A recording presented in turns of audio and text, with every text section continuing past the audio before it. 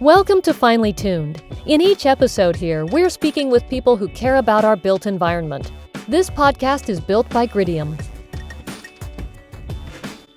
Hello everyone, and welcome to this conversation with Dr. Layne Karafantis, Curator, Modern Military Aircraft in the Aeronautics Department of the Smithsonian's National Air and Space Museum. Dr. Karafantis received her PhD in the History of Science and Technology from the Johns Hopkins University, specializing in aerospace history, the history of American military technologies, and suburban and urban histories.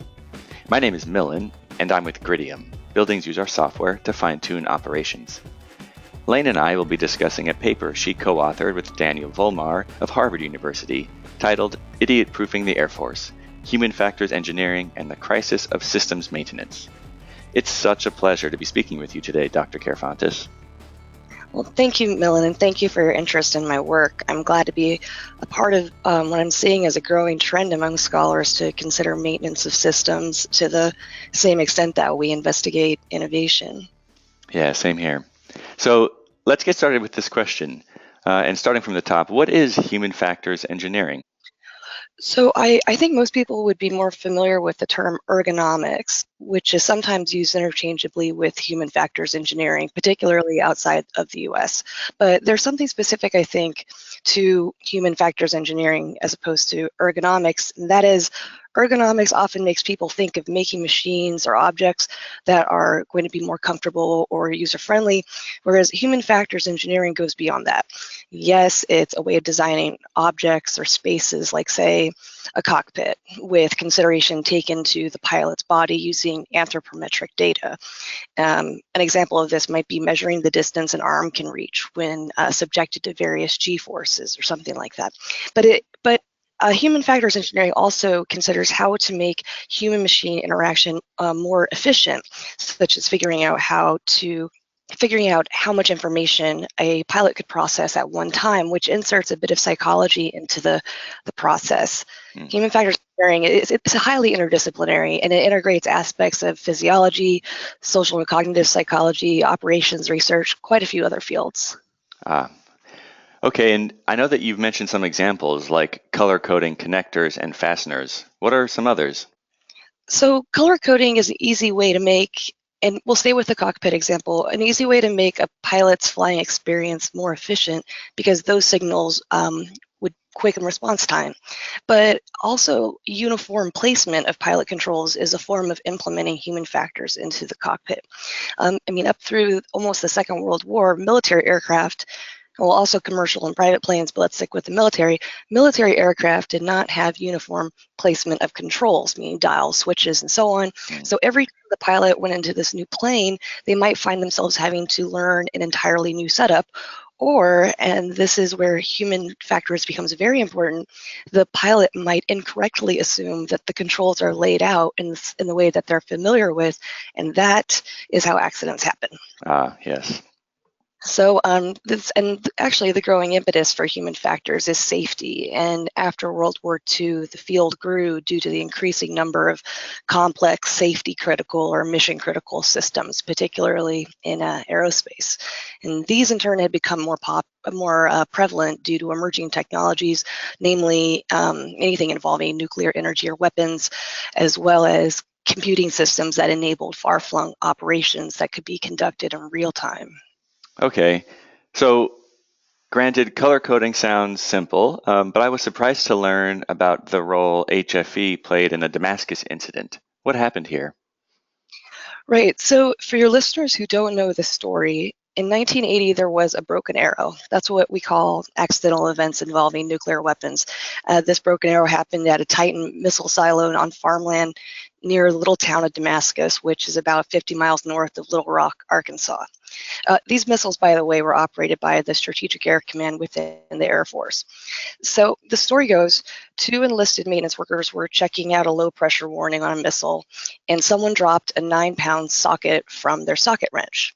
Then this socket fell 7 stories, pierced the skin of the missile, and that ruptured the first stage propellant tank. Now, Yeah, it was a problem. So Yep. the site was evacuated, but the fumes eventually caused a huge explosion, which blew a 740-ton blast door off the top of the silo, and also projected this 9 megaton warhead about 100 feet from the opening. Wow. Yeah, but I mean, thankfully the warhead safety measures worked, and it didn't leak any radioactive material. But one person died, and some 20 others were seriously injured. One of the issues here, as I understand it, was the use of the quote, wrong tool, unquote. But it's more nuanced, isn't it? Yes. Air Force brass decided that they would blame this series of unfortunate events on the fact that the maintenance workers were using a socket wrench instead of a torque wrench. So recently, a technical order had come down instructing the workers to only use a torque wrench to loosen the oxidizer valve. But these men had been using a socket wrench without any issue in their minds for a really long time. So when they didn't have a torque wrench on them, they opted to use the same tool that they'd been using.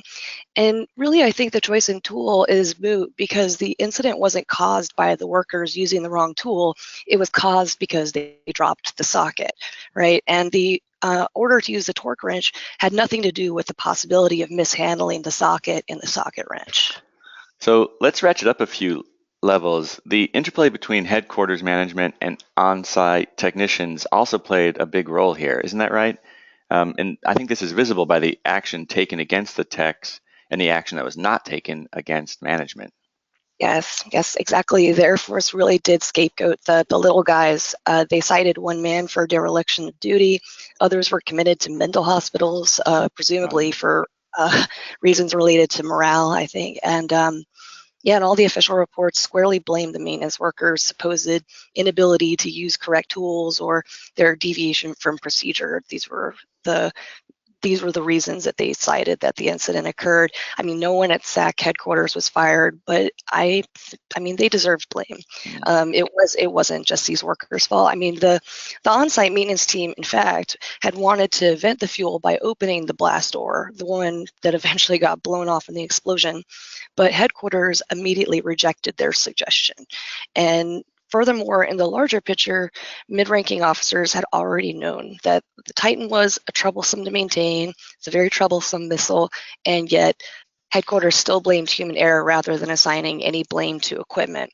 So the power plays at work at the Damascus Incident, it's been argued, are also fundamentally embedded in the relationship between, the designer of a technological system and the maintainer of that system. How did Alan Swain, a maintenance engineer at Sandia National Labs, which by the way is in my hometown, describe this relationship? Oh, hometown of Albuquerque or Livermore. I mean, it seems a long ago now, but I wrote a master's thesis about how Sandia National Labs impacted urban areas in the post-war years. So I spent a lot of time in both of those cities doing research and enjoyed both for their own reasons. Yeah, that's Albuquerque, New Mexico. Albuquerque, fantastic. I love green chilies. Me too. Good choice. Anyway, um, yes, Alan Swain did try to explain why these designers resisted feedback from maintenance engineers in the design of Air Force systems. He didn't think that the designers failed to consider the human element in their designs, but that they were considering it in a flawed and really a pretty condescending way. That is, Swain thought that any mistakes were too easily assigned to the operators, and that designers failed to own up to the possibility that their designs could be responsible for the error, or consider that the intelligence of the worker might actually be an asset. I was struck by this example. Why do you think headquarters thinks that maintenance technicians need to be reminded not to walk on bombs? Well, right. Well, according to Swain, at one military installation, these maintenance technicians were pretty regularly walking on a large bomb, presumably a nuclear weapon, Wow. that was associated with an aircraft, right? And headquarters was obviously perturbed by this, so they wanted caution signs to be printed on the bombs so that this would stop. But this reaction really overlooked a fundamental problem while addressing a symptom, in my opinion, right? I mean, and this is what Swain said, and I agree. I mean, headquarters might have thought to ask themselves, why are these workers walking on the bombs? Do they need a work stand, things like that, instead of putting something that might be a redundant factoid of writing caution on the side of the bomb? Yeah, there's an interesting story with Jeff Bezos, the CEO of Amazon, who was informed of an accident at a warehouse where a worker had damaged his thumb by placing a backpack on a conveyor belt. And so the question is, well, why was the backpack on the conveyor belt? And it goes on from there. But your paper seems to argue that Mr. Swain didn't get it quite right. Why isn't it enough for the designers to simply design technological systems that are straightforward to maintain? Well, it's circular, right? People are not uniform, and people can be unpredictable. I mean, it'd be a tremendous challenge to design for everyone in a way that a technological system is accessible and straightforward to maintain. I mean, that's placing an awful lot of responsibility on the designer. I mean, the Air Force tried to mitigate this problem somewhat in its selection of certain people for particular types of jobs, but there are a lot of real and metaphorical moving parts here. It looks like the Air Force put a lot of effort into studying both designers and maintainers. And I find the historical trends in your paper to be fascinating, really. How did the Air Force end up with a maintainability crisis in the mid to late 1950s? Well, after World War II, the Air Force, which was newly formed in 1947, the Air Force found its costs and complexity of systems rising. And this was happening while simultaneously its labor and talent pools were shrinking. Attrition was high, particularly for skilled workers. They couldn't keep people enlisted because these workers would receive their training in the military and then choose not to re-enlist and instead get a far higher paying job in private industry.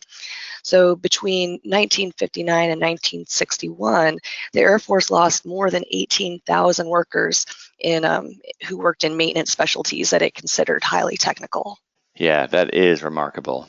And I understand why the Air Force would kick off a study. And in 1961, as I understand it, they found that a technological system can cost anywhere from 10 to 100 times in maintenance as it had in initial procurement. So if that's true, wouldn't it seem that maintenance would itself receive a ton of special attention? Right, you would think so. It did, and it did begin to receive some more attention from the Air Force, but by the late 1950s, early 1960s, the Air Force was publishing reports on maintainability and on human factors, and these were promoted as ways of keeping costs down. Yeah. Well, I wonder if history is repeating itself. In the built environment, much research has been done to show that building engineers are nearing retirement and the pool of new talent is shallow. What did the Air Force do when it recognized that it desperately needed to reconfigure its maintenance staffing? Well, the Air Force and all military branches actually had always paid quite a bit of attention to selection and job placement, such as testing recruits for intelligence and aptitude for particular tasks and so on. But in the 1950s, the Air Force created new Air Force specialty codes or career tracks that were exclusively dedicated to very specific maintenance positions. Now, they also, however, tried to re-engineer tools and the physical environment in ways that would enable more people to be qualified for these new types of positions. So this led to the Air Force's interest in human factors engineering because they were crudely trying to idiot-proof operations so that they could use whatever stock of personnel they could muster. Yeah. And is it also true that the Air Force worked on improving the maintainability of the systems it purchased by setting up guidelines? When you look at how developed the field of human factors engineering is today, these books of guidelines would seem very crude and their content almost so obvious as to be insulting, in my opinion. But they were new for their time, but they were basically do's and don'ts for designers. Things like this is how to design to guard against pinched cables, or these parts should be placed in this fashion so that the maintenance worker can access them easily. Things like that. And the aviation psychologist John Flanagan, he advocated for the technicians. Do you think that the technological systems designers are at all convinced when they hear about the benefit and the importance of thinking about the maintenance worker in their designs? I'm not sure about that. I I get a distinctly Mm. smug Yeah. impression from designers and the research that I've conducted. Flanagan wanted designers to consider just even the mere possibility that technicians could be assets with expert judgment that was gained through experience. And I second this sentiment, which, I mean, why not capitalize on the knowledge of the people who actually use the equipment, right? Yeah. So you do see some give in favor of trusting operators more in today's version of applied human factors. But in the 1960s, the designers had largely convinced themselves that they were the ultimate and even sole experts. Mm. Is it fair to say that the overall shape, and I got this impression from reading your paper, that the overall shape of the Air Force's maintenance journey was one with complex systems and fewer resources to dedicate towards maintenance?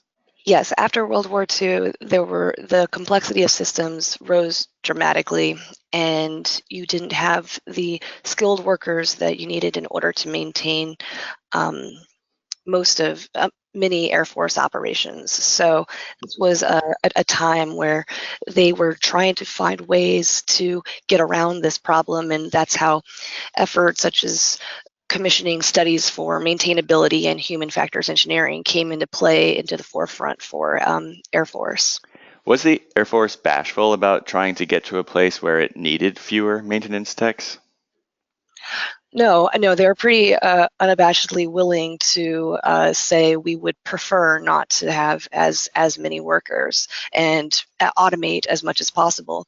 And to a certain degree, the designers will, and this is going back to the more smug designers that I mentioned before, Mhm. would like to say that we should automate if it were possible to automate everything, then they would choose to go in that direction and eliminate any possibility of human error.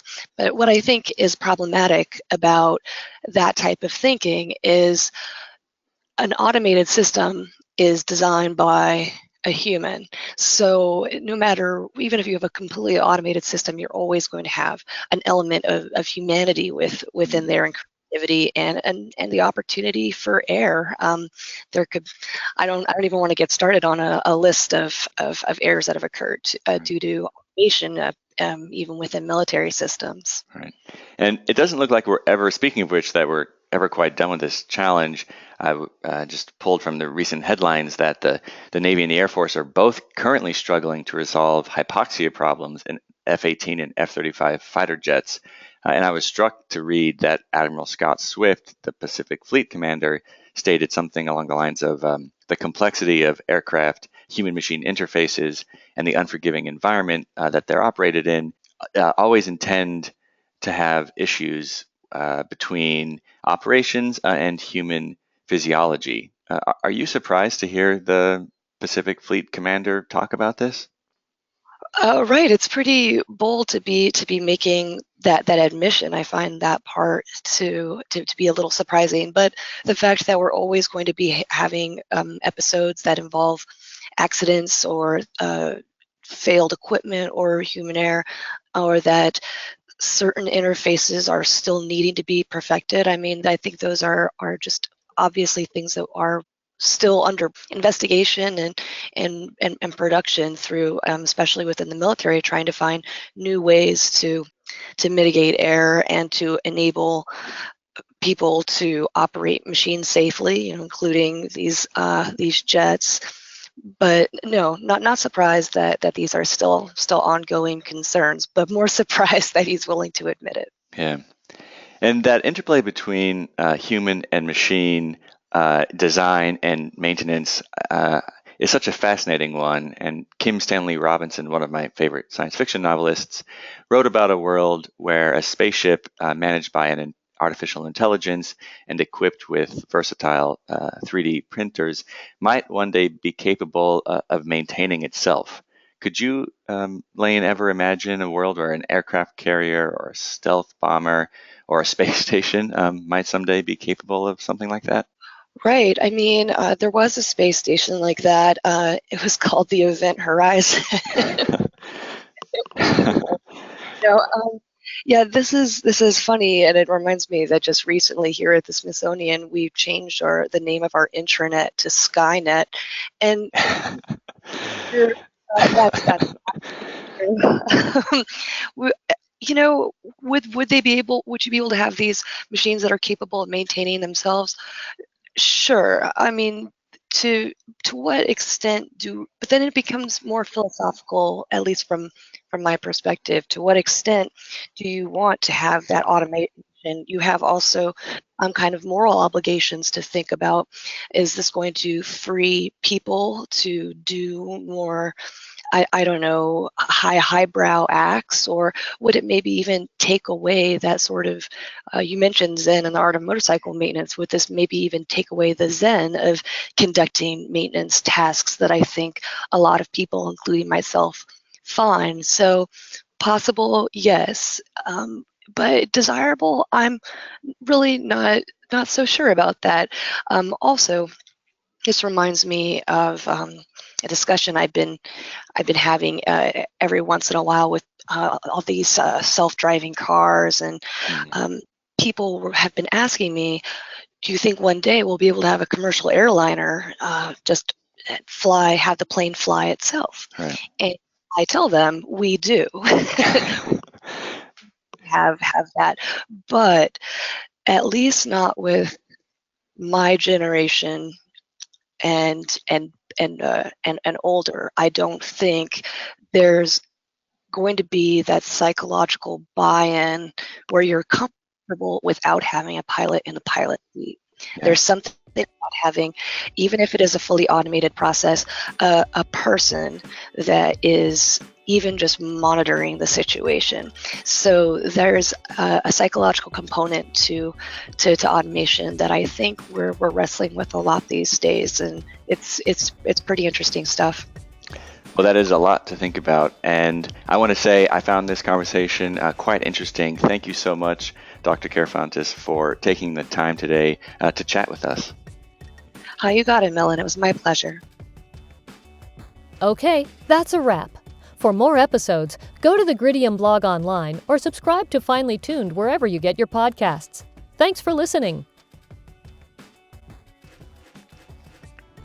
Thanks to the artist Broke for Free for the music today.